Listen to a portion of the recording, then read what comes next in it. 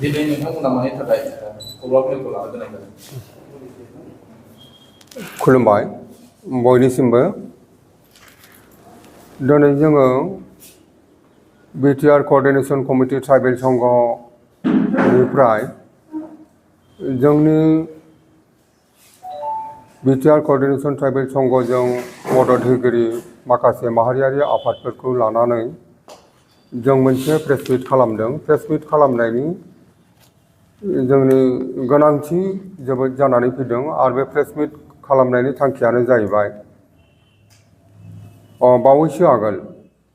BTR सरकारा नेपालिफोरखौ माने गरखा हिसाबै प्रटेक्टेड खालामनायनि बिटिआरआव प्रटेक्टेड खालामनायनि जेनोखि नटिफिकेसन जारि खालामदों बिनि सायाव एबा बिनि हेंथायै दिनैनि प्रेस मिटआ जों खालामनाय जादों। दा दिनैनि प्रेस मिटआव जोंनि गेजेराव दङ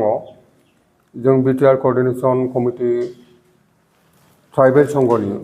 10टा जोंहा 10टा जिल्ला आफाद दं। बे जिल्ला आफादनि दैदेनगिरि बिथांमोन दङ। लोगोसे जोंनि गेजेराव दङ दिनैनि प्रेस मिटआव दुलाराय बर' समाज आफादनि मानगोनां आफादगिरि आरो नेहाथारि बिथांमोन दङ। दा दिनैनि प्रेस मिटनि गुबै थांखिया बेनो जाहैबाय जे थांनाय जानुवारि बे बोहैथि बोसोरनिनो जानुवारिनि 3 तारिखआव 3 तारिखआव बिथांमोना जे एग्जिकिउटिभ काउन्सिल बिटिआर जेनोखि बड'लेण्ड टेरिटरियेल काउन्सिल बिथांमोननि एग्जिकिउटिभ काउन्सिला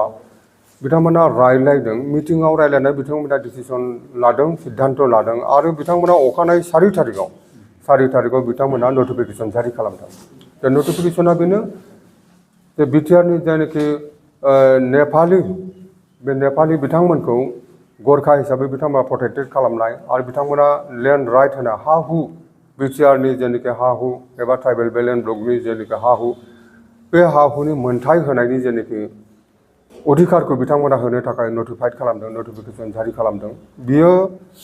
जों बिटिआरनि एबा बड'लेण्डनि बर' एबा ट्राइबेल माहारिफोरनि थाखाय साफ्रोमबो जों थागिबि सुबुंनि थाखाय बियो जोबोद खथिकारक, बियो साननो गोनां, बियो गिनो गोनां बाथ्रा जानानै फैदों आरो बिनि थाखायनो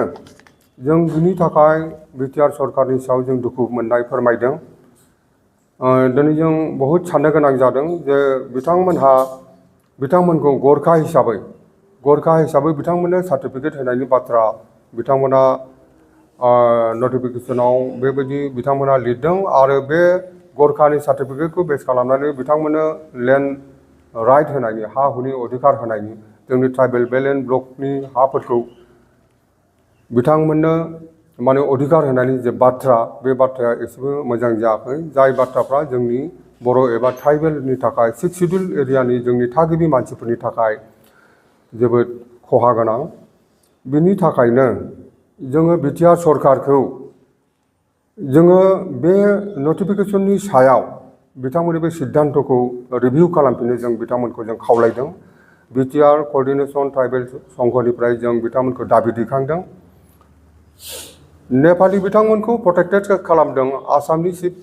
मिनिस्टार मानगोनां गिबि मन्त्रि डक्टर हिमन्त बिश्व शर्माया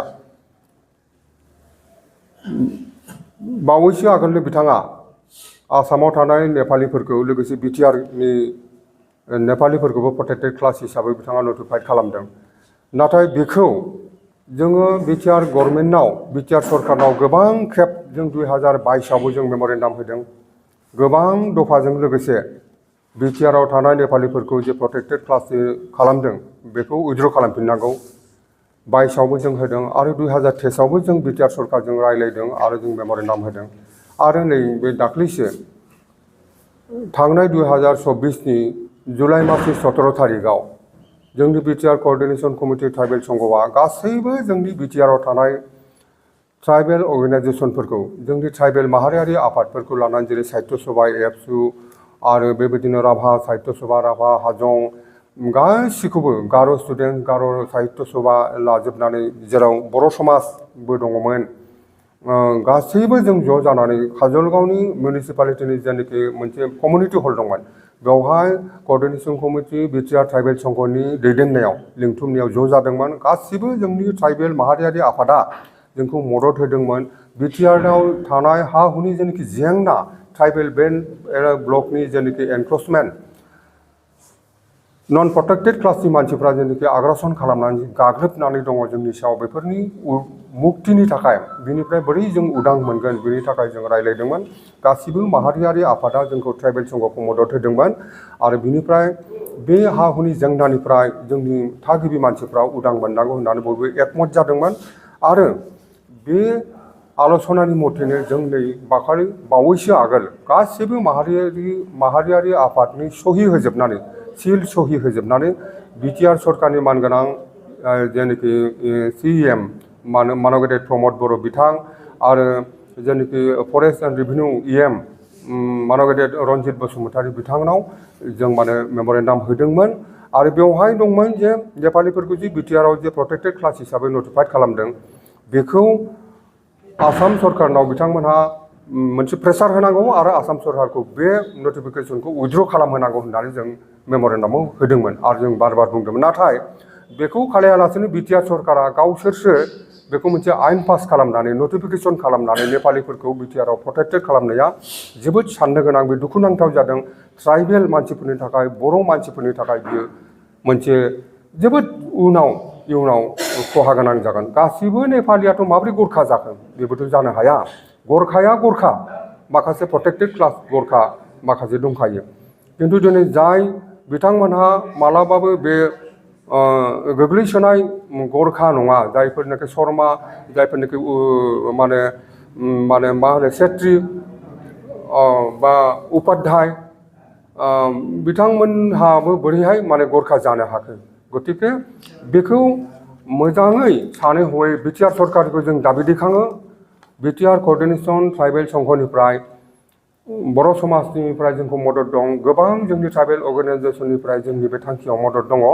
जे बेखौ बिटिआर सरकारा रिभिउ खालामनांगौ आरो बेखौ उइथड्र खालामनांगौ बे नटिफिकेसनखौ बिथांमोना केन्सेल खालामफिननांगौ बेखौ जों दिनै दाबि दैखाङो दा एसेखिनिखौ बुंनाय जाबाय बेखौ जों मिजिंथिदों बिटिआर सरकारा जिहेतु मोनसे जातीय संगठन सालायनानै नेतृत्व खालामबोनानै फैनाय बिटिआरनि जेनाखि दानि गभर्नमेन्ट बिथांमोना बेखौ मोजां सिन्था खालामनानै बेखौ रिभिउ खालामफिनगोन बे नटिफिकेसनखौ बिथांमोना केन्सेल खालामगोन जों मिजिंथिदों जोंनि गेजेराव दङ दुलाराय बर' समाजनि